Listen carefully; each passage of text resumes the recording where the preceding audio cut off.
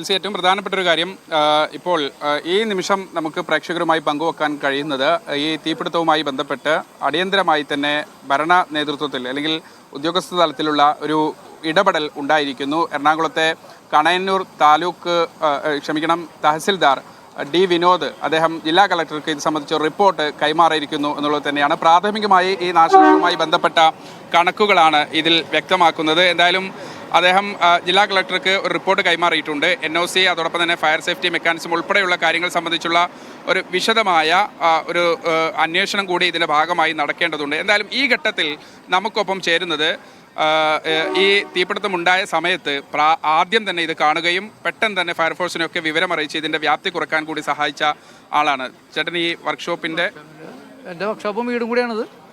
രാത്രി 2 മണിയായപ്പോൾ തന്നെയാണ് ഞാൻ തുടങ്ങിയത്. ആ സമയത്ത് ഒരു ബ്ലാസ്റ്റ് ആദ്യം ചെറുതായിട്ട് കേട്ട് അപ്പോൾ ഞാൻ വിചാരിച്ചു തേങ്ങ വീണായിരിക്കും എന്ന് വിചാരിച്ച്.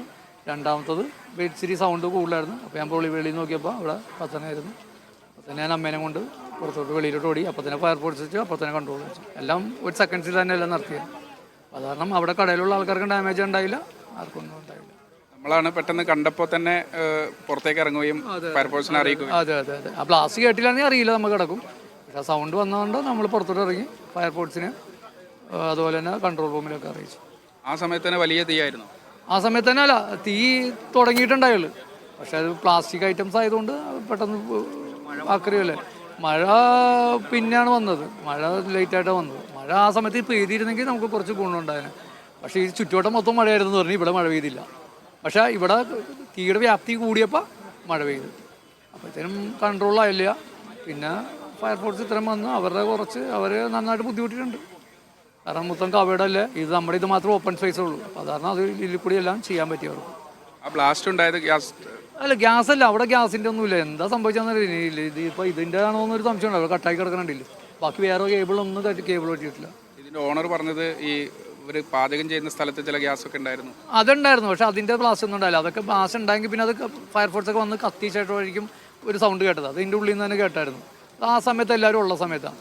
ഫസ്റ്റിലത്തെ സമയത്ത് സംഭവിച്ചാണ് ഈ കാര്യങ്ങളാണ്. വേറെ ഈ റോഡിൽ ആരുമില്ല, ഞാനേ ഉണ്ടായുള്ളൂ ഇതൊക്കെ ചെയ്യാൻ വേണ്ടി തന്നെ. അന്നേരം തന്നെ പുറത്തേക്ക് ഇറങ്ങി ഓടിയില്ലേ? അന്നേരം തന്നെ ഞാൻ ആദ്യം അമ്മേനെ കൊണ്ട് പുറത്തിട്ട് ഓടി. അമ്മ നേരത്തെ സംസാരിച്ചു, പുറത്തേക്ക് അവിടെ ദൂരെ മാറി നിന്നു, വലിയ തീനാളമായിരുന്നു. അതെ അതെ. ഞാൻ അമ്മേനെ ആ സൊസൈറ്റിയുടെ വാതിക്കെ കൊണ്ടിരുത്തിയിട്ട് ഞാൻ നേരെ ഇങ്ങോട്ട് വന്നു. ഇവിടെ വന്നിട്ട് പിന്നെ വണ്ടിയൊന്നും ഞാൻ ഇറക്കാൻ നോക്കിയിരുന്നില്ല. അതൊക്കെ പോയാൽ നമുക്ക് മേടിച്ചു കൊടുക്കാം. പക്ഷെ ആകെ ഭയം വന്നിട്ട് കാര്യമില്ല. പിന്നെ അപ്പം തന്നെ ഞാൻ ഓണറെ വിളിച്ച എല്ലാവരും സഡൻലി എത്തി. എന്തായാലും ആ തീപിടുത്തം ആദ്യം കണ്ട ഫയർഫോഴ്സിനെ അറിയിച്ച ആളാണ് സംസാരിച്ചത്. എന്തായാലും ഒഴിഞ്ഞ സിലിണ്ടറുകളൊക്കെ പൊട്ടിത്തെറിച്ച് വലിയ അപകടം ഉണ്ടായിരുന്നെങ്കിലും ആളപായമൊന്നും ഉണ്ടായിട്ടില്ല. മാത്രമല്ല ഫയർഫോഴ്സിന്റെ സംയോജിതമായ ഇടപെടൽ വലിയൊരു അപകടത്തിൽ നിന്ന് ആ പ്രദേശത്തെ രക്ഷപ്പെടുത്തുകയും ചെയ്തു എന്നുള്ള വിവരങ്ങൾ കൂടിയാണ് അഹമ്മദ് മുജതബ് നൽകിയത്.